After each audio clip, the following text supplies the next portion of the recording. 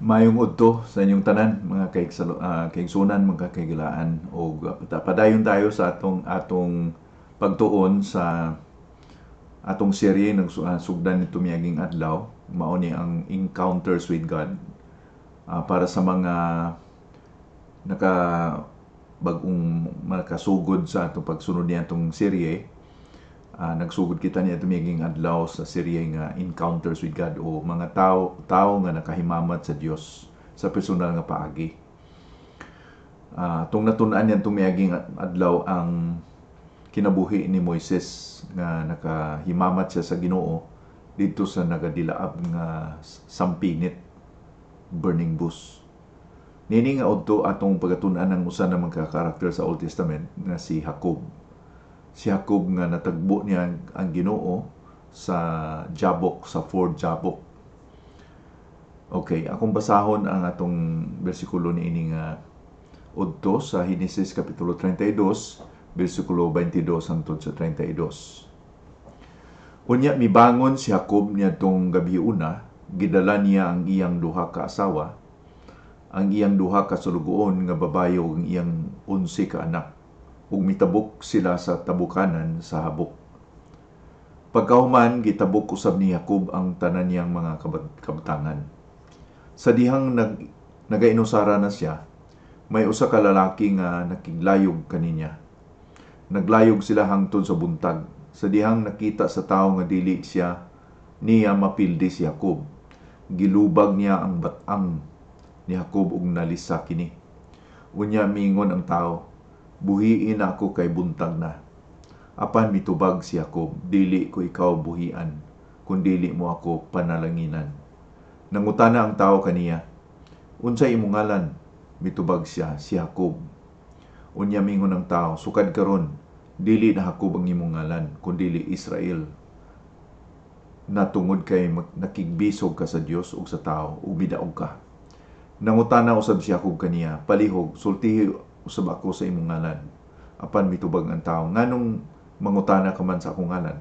Unya gipanalanginan niya si Jacob didto. Ginganlan ni Jacob kadtong dapita og Peniel, kay mingon siya, nakita ko ang naong sa Dios, apan buhi paghihapon ako. Misidlak na ang adlaw sa pagbiya ni Jacob sa Peniel, nagkiang-kiang siya tungod sa nalisan niya nga batang. Mao kini ang hinungdan kun nganong hangtod karon ang mga Israelinhon dili mukaon sa labit-labit nga naa sa batang sa hayop, kay dinha niya nang bahina sa lawas. Piangi sa Dios si Jacob. Kung atong tanawon ang atong pagka-Kristohanon, ang pagka-Kristohanon nato usa ka relasyon, dili usa ka religion. O tungod kay usa ka relasyon, ang Kristohanon kinahanglan nga makasugata or makahimamat sa Ginoo. Kay relasyon man, kinahanglan nga maila niya ang Ginoo. Kinahanglan nga naa siya'y personal nga pagkaila sa Ginoo. Kay kung wa siya makaila sa Ginoo, wa siya personal na knowledge sa Ginoo, murag di po nato maingon nga na siya relasyon sa Ginoo. Kay di man ka maingon nga na kay relasyon sa usa ka tawo kung di mo nagkahimamatay or di mo nagkailhanay or wa mo magkatagbuanay, di ba?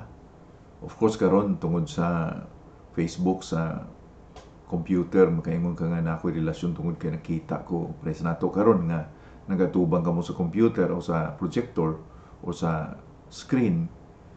Pero sa tinuranay nga pag-istorya, ang relasyon kinahanglan gyud nga may pagkailhanay. So kinahanglan nga makatagbo kita, makahimamat kita sa kaniya nga dako kanato or sa kaniya nga gamhanan, o sa atong pagtagbo kaniya nga gamhanan, magpabilin siya og marka sa atong kinabuhi. O kini nga mga marka, mga gitawag nato ni mga scars, no, mga uwat ba nga makaingon ta nga kini ti mailhan sa akong pagkaila sa Ginoo, sa akong pagkahimamat sa Ginoo. Mo na atong pagatunan karon sa kinabuhi ni Jacob nga dunay marka sa iyang kinabuhi nga di gyud malimod nga marka kini sa pagkailan niya sa Dios, pagtagbo niya sa Ginoo. So mao ni ang atong pagatunan nga si Jacob nga nakita na iyang Ginoo sa Jabok. Okay. Ang kahulugan sa pangalan ni Jacob or ni Jacob, mao na nga iyang gihawiran ang tikod sa iyang igsuon or tighawid sa tikod. Kay kung atong mabalik ang istorya sa dihang gipanganak na silang magkaluha, si Esau ug si Jacob. Si Esau ang maguwang, siyang unang may gawas. Pero pagsunod ni Jacob, iyang gihawiran ang tikod sa iyang maguwang na si Esau. Mao nang gitawag siya nga Jacob, tighawid sa tikod. Ang buting nun anak nga tuso, no? Shrewd kana bang kung mulamang gyud sa uban, kana bang kung ay tsansa mulamang gyud siya, mubintaha, okay? Bintahuso, mubintaha gyud siya. Di man sayop ng mo handom ta og panalangin, di ba? Di man nasayop kay ang Ginoo nagasaad man nato nga panalangin kita. Di sayop nga mo handom kita panalangin. Pero atong nakita sa kinabuhi ni Jacob, so wala pa siya niining panahuna nga atong gibasa sa Genesis 32, sa didto pa siya sa Promised Land, sa gamay pa siya, sa nagkauban pa siya sa iyang igsuon, iyang giling lang ang iyang igsuon para makuha niya ang birthright, ang iyang pagkamaguwang, diba? Kay nangayam ang iyang igsuon, gigutom pag-uli, unya na ngayong pagkaon, iyang ingnan nga di kita tagaan pagkaon kung di nimo ihatag kanakong pagkamaguwang, kanang birthright.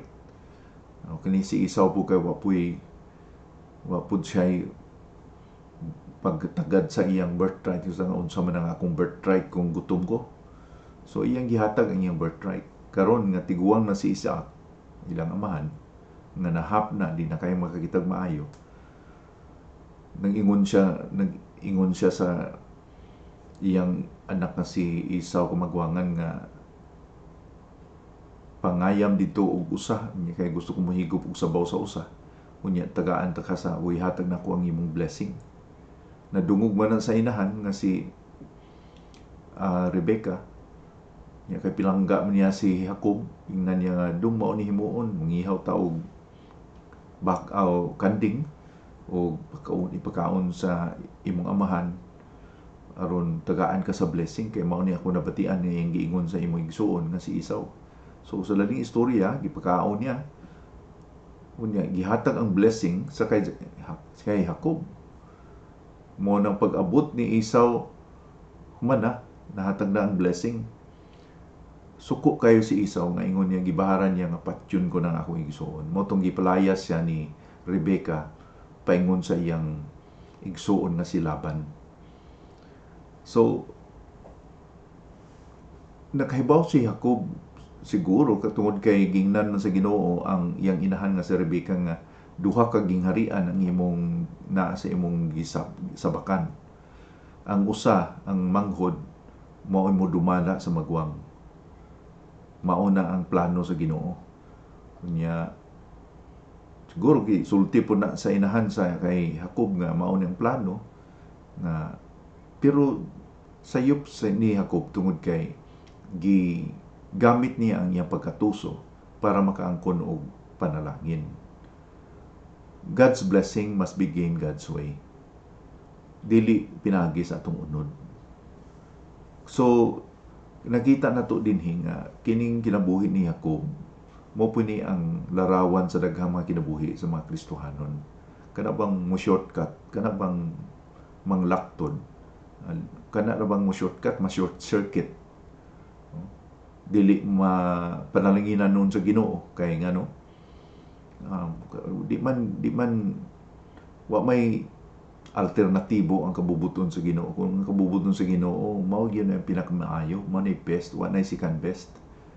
So di ta manglakto, di ta mag-shortcut, di ta magmanipular, di kita magamit sa atong kaugalingon nga abilidad para manlamang aron ang panalangin maato. Kaya kung plano sa Ginoo, tumanon gyud na sa Ginoo kay gamhanan man ang Dios, sovereign man ang Ginoo. Sa iyang pagpalayo kay patyon na sa igsuon, sa iyang pagngadto sa lugar sa iyang uyuan nga silaban, nakatuog siya sa usa ka lugar nga iyang giunlan ang bato. Nya nagadamgo siya nga may mga anghel nga sa kapanaog sa taas kayong hagdanan hangtod sa sangko sa langit. Nya didto sa tumoy sa langit nakita nga di ang Dios, damgo siya, no? Ingon pagkamata niya, ingon niya nga, uy, naa man ang Ginoo dinhi pero ako kamatngon. O gitawag niya ang lugar nga Bethel. Ang kahulugan sa Bethel, balay sa Dios. Interesting ni kay tungod kay naa siya sa presensya sa Dios.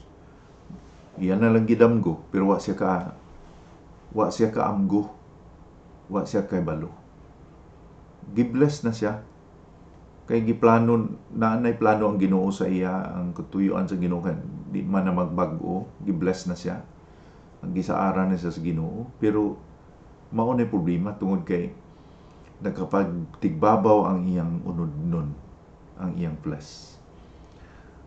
So sa ako nang balikan ang panalangin sa Ginoo, kailangan nga makuha nato sa pamaagi sa Dios. So doon na siya pagtagbo or paghimamat sa Ginoo dinhi sa Genesis 28. Pero pagmata niya nga mo niyang giingon, balay man dinhi sa Ginoo, tawag ni nga Bethel. Bisan ni ana, nagpatigbabaw gud ang gihapon ng iyang pagkatuso, gipa sulabi niya iyang kaugalingong unod-nun nga pangunahuna. Kaya ingon niya sa versikulo 20, Genesis 28:20, unya nanumpa si Jacob nga nagaingon, O Dios, kung ubanan mo ako ug bantayan niining akong lakaw ug hatagan og pagkaon ug biste, maghatag ko sa imo ikanapulo. Na gikondisyonan niya ang Ginoo. Mukumit lang siya sa Ginoo kung bubuan siya og panalangin. Mao ni ang pagmanipulate, mao ni nga pagimawa ang iyang pagkatuso sa dinhi. Pero pag-abot nato dinhi sa Genesis 32 natong gibasa, dinhi na gyud siya nga tagamtam sa panalangin sa Ginoo, sa blessing sa Ginoo. Kung tanaw na to ang kinabuhi ni Jacob, actually gina-bless na siya, gipanalangina na siya, tungod lang gyud kay murabag natabunan ni sa iyang pagkaunod nun, sa iyang pagkatuso, sa iyang pag-una sa iyang kugalingon nga wa niya na batyagi, wa niya na kita dayon ang panalangin sa Ginoo. Iyang kondisyon nga kung naa ka uban nako, mao niya kung himuon sa imong Ginoo. Murabag duha-duha pa siya nga ang Ginoo mo uban gyud kaniya kay iya pang hatagan o kondisyon ng Ginoo. So nagabot kita dinhi sa Genesis kapitulo 32 nga mupauli na siya gikan kay Laban, dala na iyang duha ka asawa ug 11 ka mga anak. Iyang nabalitaan nga mutagbo kaniya si Esau nga sa pipila ka mga tinuig. Wa niya ikita og nagbahad niya nga patsyon siya, didto siya nahadlok. Mo ni nga nagampo siya dinhi sa bersikulo 11, Genesis 32 bersikulo 11. Nagahangyo ako kanimo nga luwason mo ako gikan sa kamot sa akong igsuon nga si Esau. Nahadlok ako nga tingaling mo anhi siya ug pamatyon kaming tanan, apil ang mga inahan ug ang ilang mga anak. Diri na siya nakabati og kabalaka, kahadlok, bunga sa iyang paglingla, agaw sa iyang igsuon sa blessing gikan sa iyang amahan. So, dinhi ang sinugdanan sa atong istorya nga gahimamat o ginahimamat niya o ginatagbo niya siya sa Ginoo sa tinud-anay gyud nga paagi. Giampo niya nga siya mahilikay kay Usaw aron duna siya kagawasan gikan sa igsuon, pero abi ninyo ang pinakadako nga panginahanglan niya dili nga mahilikay siya o tagan sa kagawasan sa iyang igsuon nga si Esau, kundi ma-deliver siya sa iyang kaugalingon. Kaya iyang problema ang iyang kaugalingon. Ang Ginoo maglihok yun sa iyang kinabuhi aron sapwan niya, may balaan niya nga ang problema siya, dili si Esau, para maangko niya ang blessing. Dili pwede nga ang blessing sa Ginoo mag-uban sa yutan-on or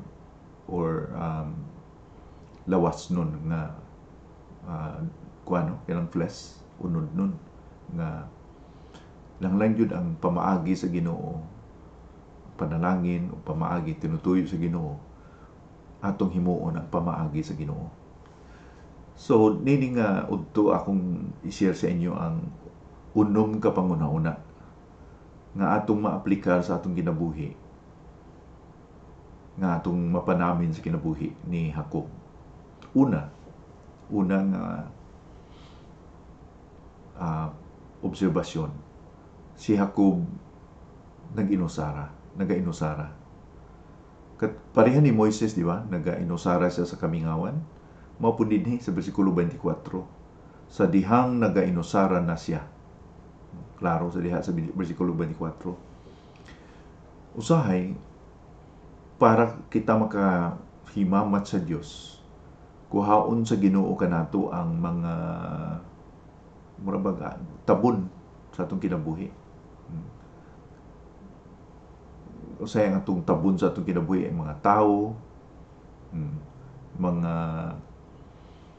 pareha ni Jacob dinhi nga ang iyang pamilya gihimulang sa iya kadali para lang yun siya mag-inusara, di ba?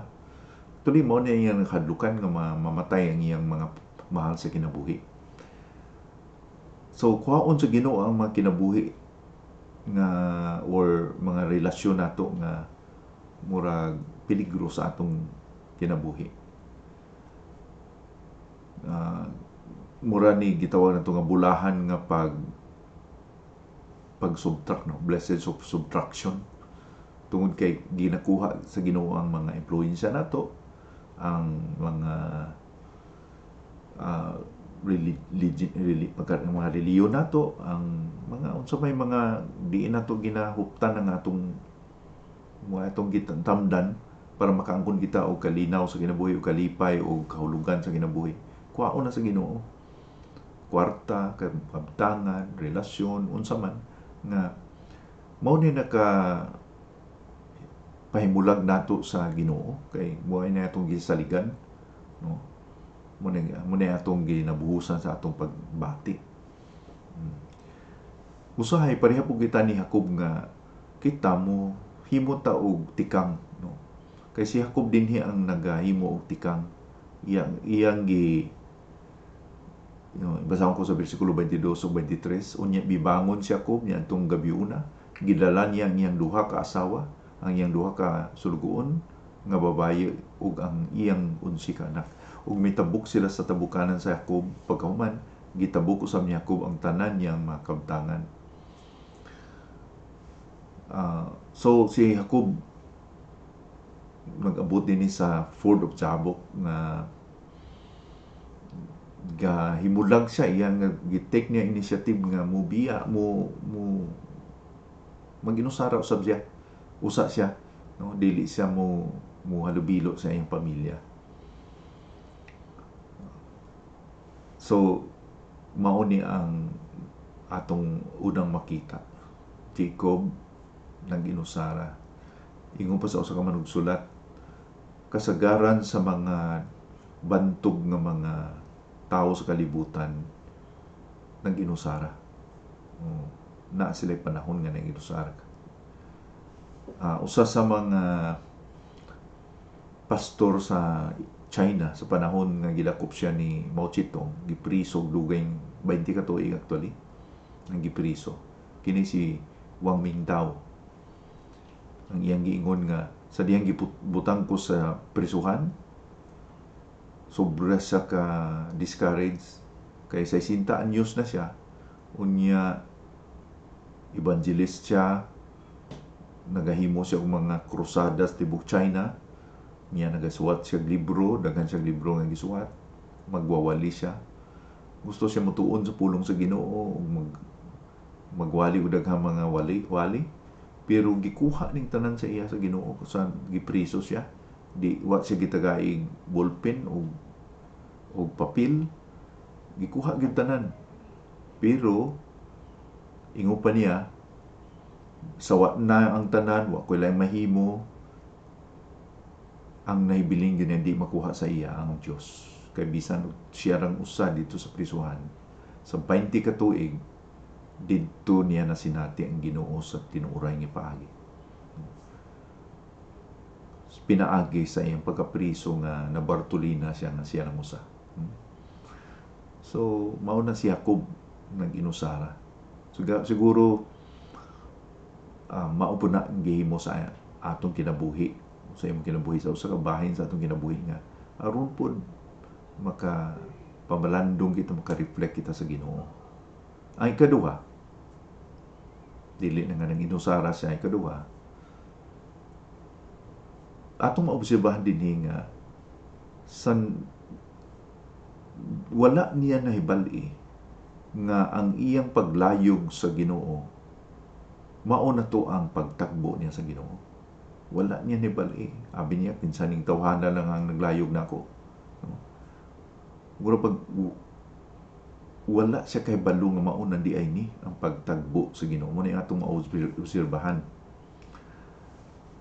Okay, gilayog siya sa Ginoo o gilayog siya sa inining tawo, no? Gitawag man ni sa tawo sa Biblia.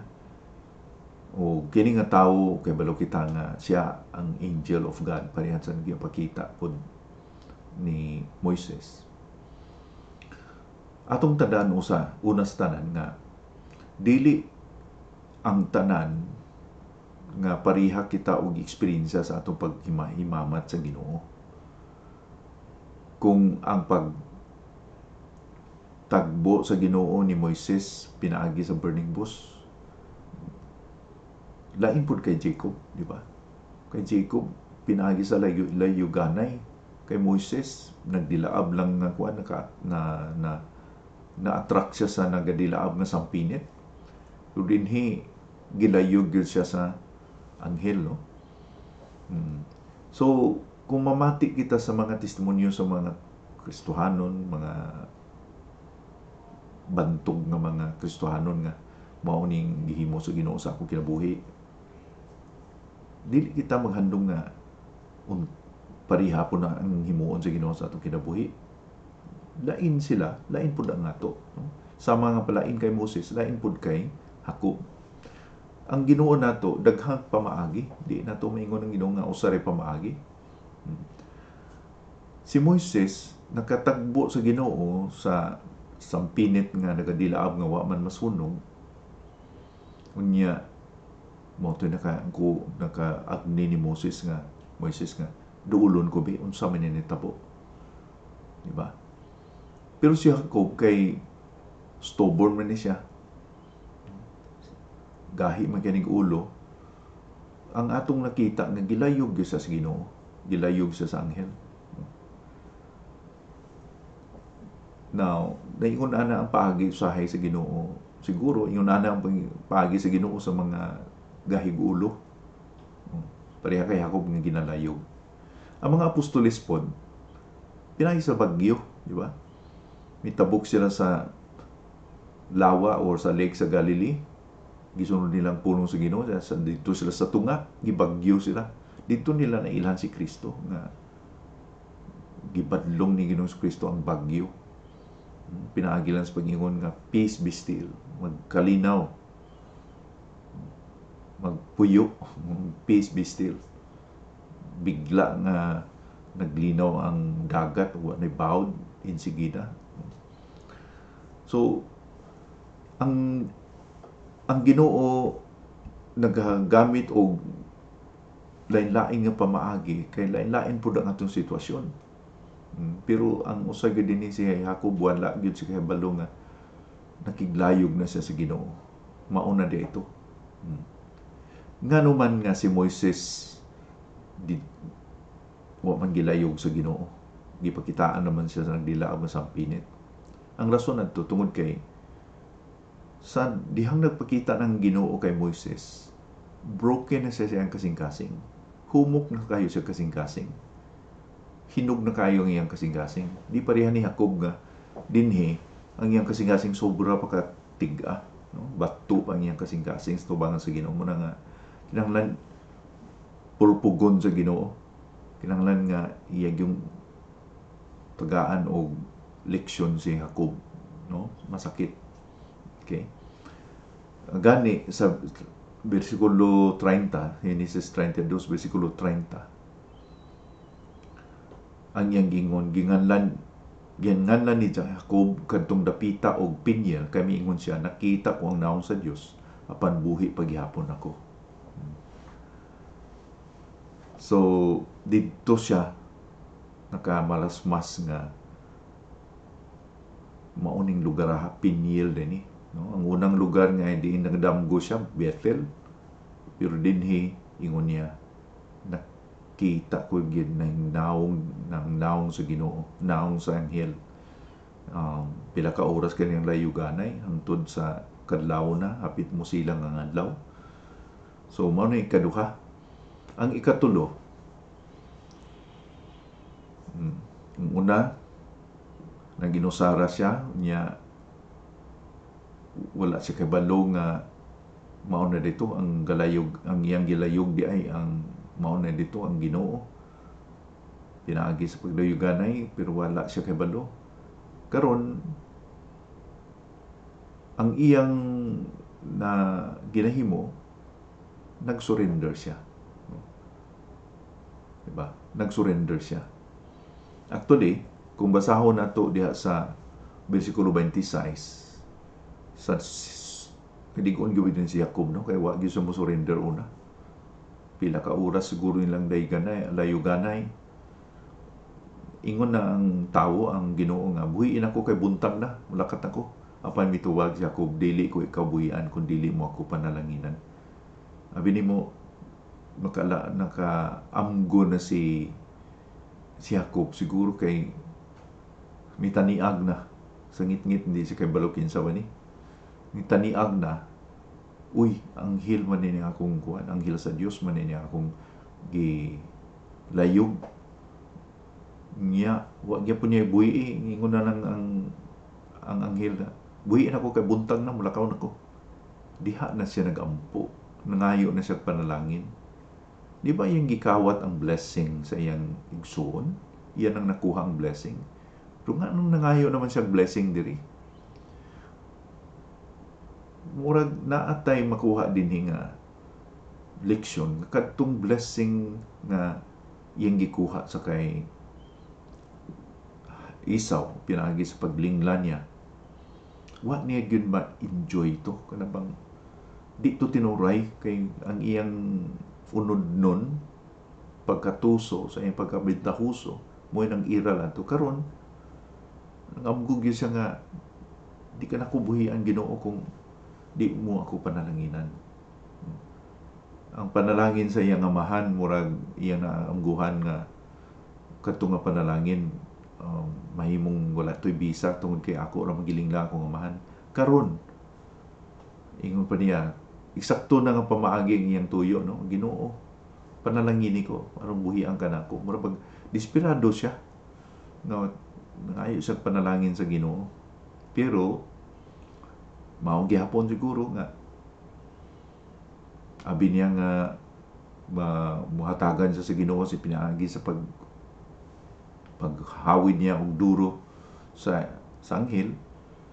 Ingon pa sa bersikulo 28 o sa 27 nga bali ang iyang batang ug siya na nalisa, no, napiang actually kay wa naman maayo, lisa maayo ra man na, gibalik yun ang bukog siya yung batang.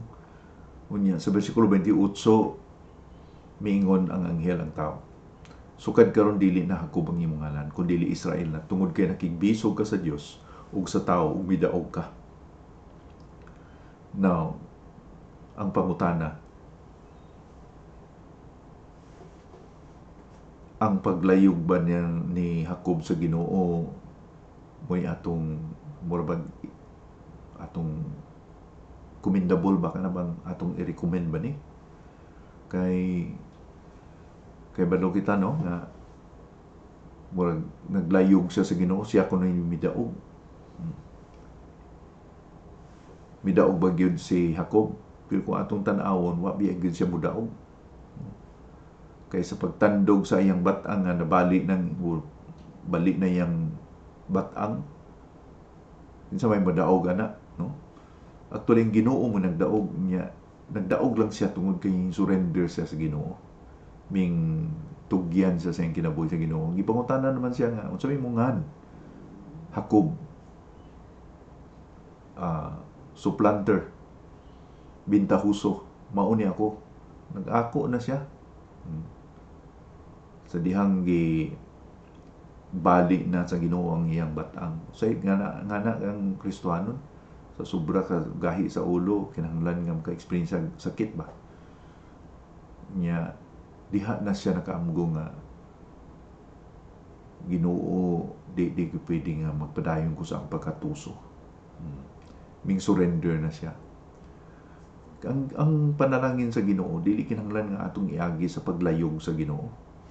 Kay ang Ginoo mohatag og blessing sa pag-surrender nga isakto. Kinahanglan bigid ta nga mo maka-learn kita, makatuon kita o makaangkon kita panalangin sa Ginoo nga maka-experience pa una kitag sakit. Di na to pabuton nga makaangkon kitag sakit, usa pati ang panalanginan sa Ginoo, kay ang Ginoo mag-bless ka nato kung gapanugyan ng ta sa eksakto nga paagi nga broken kita, malumo atong kasing-kasing. Giingon sa atong pagtuon sa Beatitudes nga bulahan ang mga meek, ito nga, blessed are the meek, di ba? Ang nagpaubos ang kaugalingon, no? Nagpaubos si Hakob diri kay balik naman na iyang batang, di ba? So ang susi nining pag-surrender ni or pagpanalangin sa Ginoo kay Hakob na sa bersikulo 28. Tungod kay si Hakob wala gyud modaog sa paglayo gay nila. Jacob nagdaog lang siya tungod sa iyang pag-surrender, sa iyang pagpailawom sa Ginoo. Gilubag siya, gilubag sa Dios ang iyang batang ug nalisa kini. So gibuak gyud sa Ginoo, gibalik gyud sa Ginoo aron siya makaamgo nga dili siya dapat na musalig sa iyang kaugalingon, sa iyang pagkatuso. Unsa may kamaayo nga wrestler anang umadinalagon nga wrestler na nga bali naman, no, bali na iyang batang. So sa iyang pag-ingon nga dili ko kabuhian kung dili mo ako panalanginan, bali na iyang batang niadto, unya mao na nga ingon sa Ginoo, karon midaog ka na tungod kay nag-surrender ka, no? So ang yabi mo gyud ang pag-surrender. Kinsa ang mi-surrender sa Ginoo, sila ang madinalagon sa Ginoo.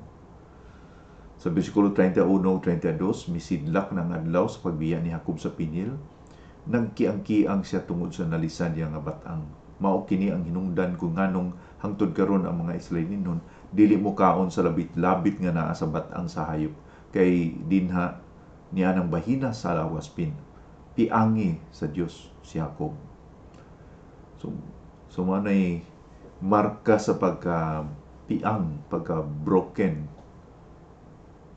sa pag-surrender, marka sa pag-surrender ni Hakob. sa Hebrews 11:21 mo ning hulagway sa kinabuhi ni Jacob sa hangtod nga natigwang siya tungod sa pagtuo sa dihang hapit na mamatay si Jacob. Gipanalanginan niya ang iyang mga apo nga mga anak ni Jose ug misimba siya sa Dios samtang nagaakbo sa iyang sungkod. Kana bang nagaakbo siya sa sungkod? Nganong nagaakbo man sa iyang sungkod? Gasimba na siya sa Ginoo. Wa na ang pagkatuso, wa na pagka malimbungon, wa na ang paglingla. Nagasimba siya pero nagaakbo sa iyang sungkod. Ngano man?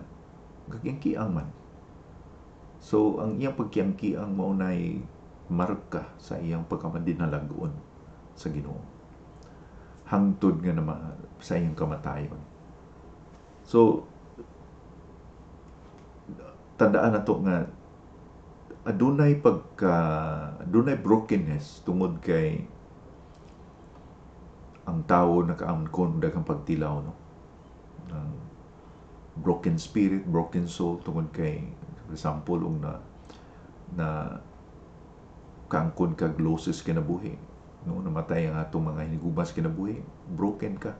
Pero di na mao ang atong padayag nga brokenness dinhi. Ang brokenness nga atong gingon dinhi, brokenness sa unodnon, nga ang atong unodnon na napiangan gyud pinagi sa atong pag-surrender sa Ginoo. Busa si Jacob nagkiangki ang nagyud kumulakaw pagpamatuod sa iyang pag-surrender. Ang Ginoo gagamit sa mga piang, sa mga pilay, sa mga mahuyang para ipaila ang iyang gahom, di ba? Igamit ang mga mahuyang sa pagkakita sa mga tao, sa mga apostoles, kinsa man yung mga tawanan, mani edukasyon. Pero sila nakitaan nga kining mga tawhana, way mga edukasyon pero duol siya sa kinabuhi ni Jesus. Nakiguan-uban sila sa kinabuhi ni Jesus. Maulan nung palatandaan. Sa ikaduhang Korinto 4 versikulo 7, atong makita nga ang mga brokenness sa atong kinabuhi mao din na ang gamiton sa Ginoo ang inyong himaya mapakita. Ikaduhang Korinto 4:7, kami sama lang sa kulon nga gisudlan ni ining mahalon nga butang aron masayran sa mga tawo nga ang gahom nga dili matupngan nga ania sa among lawas nga maluya dili gikan kanamo kun dili gikan sa Dios. So ang kahimayaan sa Ginoo gagamit sa mga butang nga maluya o mga walay pulos sama sa pitcher o sama sa kulon nga mabuak. Kanang kulon dali na kayo na muliki, no? Dali kayo tandugunon pero mao na si Gideon gigamit sa Ginoo. Dili daghan 300 lang sila. So may daganan sa 300 sa 32,000 pero gigamit yun sa Ginoo kay dili ang gamhanan gamiton sa Ginoo kundi dili mga mahuyang. Ay kupat gibag-o ang iyang ngalan. Diha sa bersikulo 27 gipangutan sa Ginoo unsa may imong ngalan? Tubag si Jacob. Jacob ang ako ngalan. Iyang giila ang iyang pagkatuso.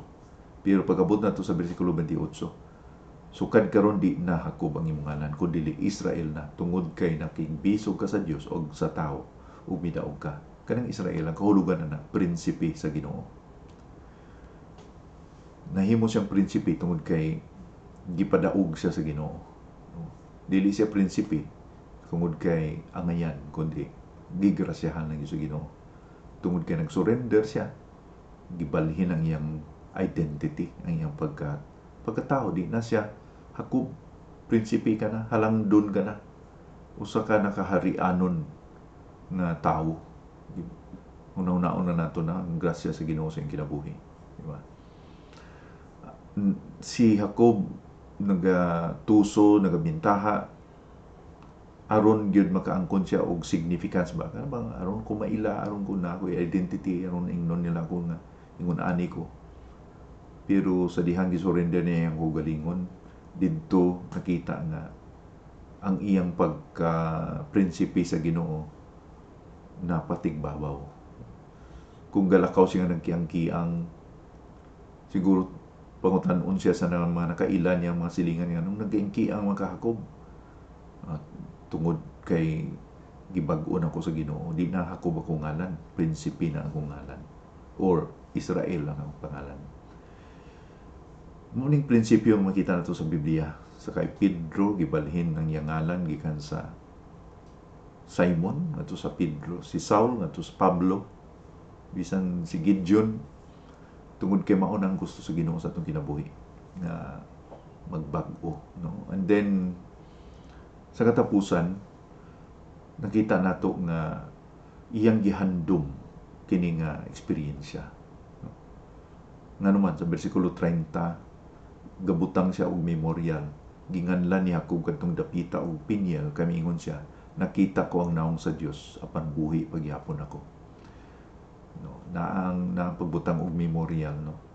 Kung naatay experience ang iyon ani sa Ginoo, siguro di man gyud ta makalimot kay makaingon gyud ta nga Ginoo mao gyud tong experience nako nga mabulukon gyud. Sakit man pero mabulukon gyud kay nabag-o ako. Nakakita ko sa imo sa personal nga paagi. Nakita niya ang Ginoo face to face. Si Moses naghangyo sa Ginoo, pakita ra ko sa imong naong, pero yung Ginoo di ka pwede makakita sa kong naong umabuhi ka. Pero unsa man ni nga ang Biblia po ingon nga si Moses nakakita sa Ginoo face to face. Kung ingon man sa Ginoo nga makakita ka sa ako, mamatay ka. Unsa man pagsulbad na nga murag contradiction. Ang usa lang gyud na katubag nga ang kamatayon nga giingon sa Ginoo kung makakita ka kanako, mamatay ka. Di kamatayon nga physical, kundi kamatayon sa unod-nun, spiritual, no? Nga namatay ang pagka unod-nun, pagka tuso, pareha sa gihimo sa Ginoo kay Jacob. So sa atong pagtuon sa kinabuhi ni Jacob, dako kayo nato nga dako ni nga panalangin sa ato kay kitang tanan makapanamin sa kay Jacob. Gusto kita nga ma-bless sa Ginoo, gusto kita nga panalanginan sa Dios, pero usay mo laktod kita, magunahan nato ang Ginoo, pero di kita nagmalampuson. Basin mao man ang Ginoo sa imong kinabuhi, mao na nga nakahiagom kita o mao na pagbalik, no? Gibalian kita sa Ginoo na mga butang na atong makita nga kini Ginoo imo ginigihimo sa imong kinabuhi para kay gihigugma ko nimo para manumbalik ko sa imo. Ug atong tinunduman nga sa Biblia, dunay mga panahon nga ang paghulagway sa Ginoo, iyang gihulagway nga kugalingon nga ang Ginoo ni Jacob, the God of Jacob. Mura pag ang Ginoo iyang muragi kabit ang iyang pangalan sa pangalan ni Jacob nga ang kahulugan tuso, bintahuso, hill grabber, supplanter, no? Pero dili ginakaulaw sa Ginoo nga i-attach ang iyang pangalan, gikabit ang iyang pangalan sa pangalan ni Jacob. Buting nun, ang Ginoo nag-identify gyud sa mga makasalanan pareha nato. Usa ni sa mga maka-encourage nato. Kumusta man kita basin kung dunay mga bahagi o bahin sa atong kinabuhi nga kinahanglan nato ipanugyan sa Ginoo.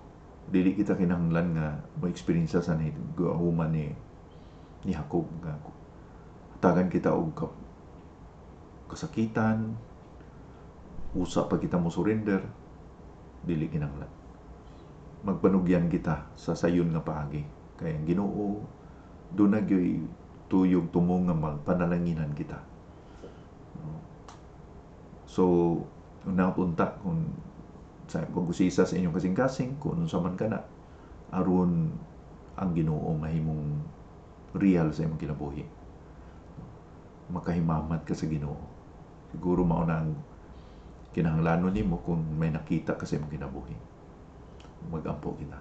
Ginoo, salamat sa imong pulong. Panalangini kini sa among kinabuhi kung doon na may nagapamati, Ginoo, nga doon na gyoy mga pag-ila nga ang unod nun, ang kaugalingon, mao'y nagapatigbabaw nga parihan ni Jacob nga gahimo og mga pamaagi para gyud makuha ang gusto, pero sa lintunganay sa kalahian walay panalangin kay ikaw, Ginoo, nagaingon nga daghan ang mga plano sa mga mapahitas-on, pero ang lintunganay ani kalaglagan. Ikaw lang gyud, Ginoo, ang makahatag og tinuod nga panalangin kung kami magpasakop, magpailawom, mag-surrender sa imo. So hinatunta nga magpabiling kini sa mong kasing-kasing. Kini akong giampo sa ngalan ni Kristo ang Ginoong Manluluwas. Amen.